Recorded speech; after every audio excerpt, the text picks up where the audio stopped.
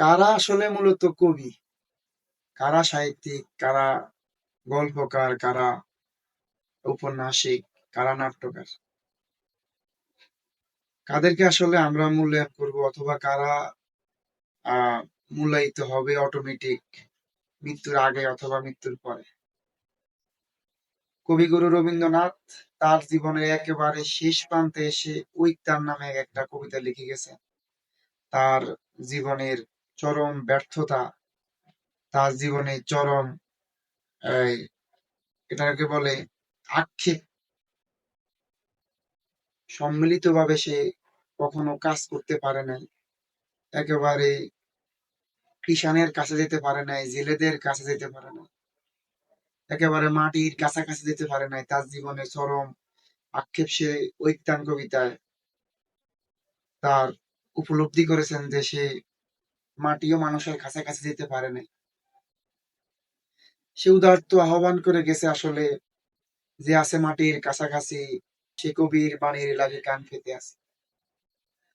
সে যেটা পারে নাই, যদি নতুন কোনো কবি এসে একেবারে মাটিও মানুষের কথা বলতে পারে, একেবারে শোষিত নির্যাতিত সমাজের কথা বলতে পারে, একেবারে তৃণমূল মানুষের কথা বলতে পারে, একেবারে দুর্গম গিরি যেখানে মানুষ নেই ওখানকার কথা বলতে পারে। এখন আমাদের বর্তমান প্রজন্মে যারা এই কবিতা লেখে অথবা যারা এই উপন্যাস যা লেখে, খুব একটা বর্তমান কবিদের উপন্যাস কবিতা আমার পড়া হয় না। আমার কাছে খুব একটা ভালো লাগে না। আমি পড়ে আছি এখনো জীবনানন্দ, শরৎ, কাজী নজরুল। আমার কাছে ওগুলোই কবি, কিন্তু জানি না আসলে তাদের যে জীবদ্দশা তারা মূল্যায়ন পাইছে কিনা। অথচ কিন্তু জানি কিনা তারা ওইরকম মূল্যায়ন ওইরকম পাইছে কিনা জানি না, তবে বর্তমানে তো অবশ্যই তারা একেবারে মানুষের হৃদয়ের মণিকোঠায় আছে।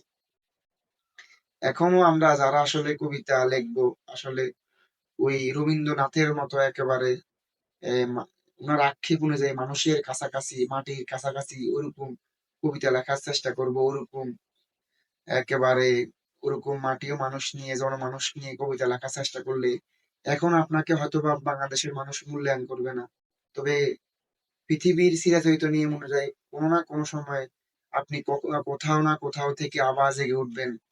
কালের গহ্বরে আপনি কখনো হারিয়ে যাবেন না।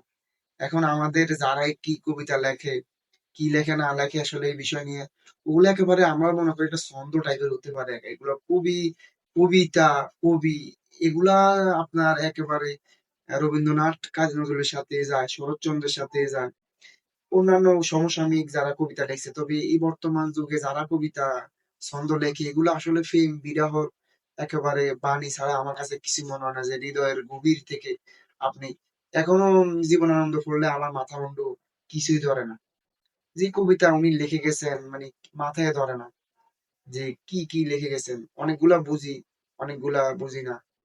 আপনার ধরেন একটা জীবনানন্দের একটা পংক্তি বললাম, তোমরা চলে যাও যেখানে স্বাদ, আমি রয়ে যাবো এই বাংলার পাড়ে।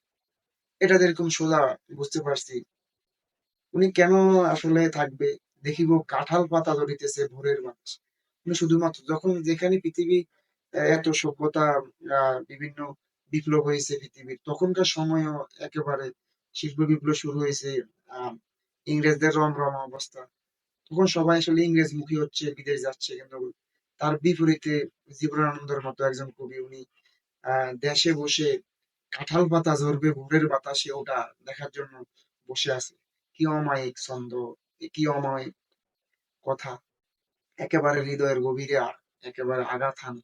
জন্মভূমির প্রতি কতটা মায়া, নিজের দেশের প্রতি কতটা মায়া থাকলে এরকম কবিতা মানুষ লিখতে পারে। আসলে এটা জীবনানন্দের আসলে না দেখলে আসলে বিশ্বাস করা যেত না। এখন আমরা আমাদের যারা আসলে কবিতা লেখক, কবিতা সাহিত্য চর্চা করুক, তবে এমন কোন সাহিত্য চর্চা না করুক যেটা আসলে আবার তার জীবদ্দশায় তার কেউ মূল্যায়ন করলো না। আর টিমাটিম টিম টাইপের কবিতা আমি কাউরে ছোট করছি না। লেখুক, সবাই চেষ্টা করুক, তবে মাটিও মানুষ নিয়ে কবিতা লেখুক, সমাজে শোষণ নির্যাতন নিয়ে কবিতা লেখুক। তাহলে আসলে আহ এক সময় না এক সময় জোর করে বিজ্ঞাপন দিয়ে স্টলে গিয়া তারে আহ তার অটোগ্রাফ নিয়ে তারা কেউ এরকম জোর করে মনে রাখার কোনো প্রয়োজন নেই। মানুষ তাকে মনে রাখবে। শত বছর পরে, হাজার বছর পরেও মানুষ তাকে মনে রাখবে।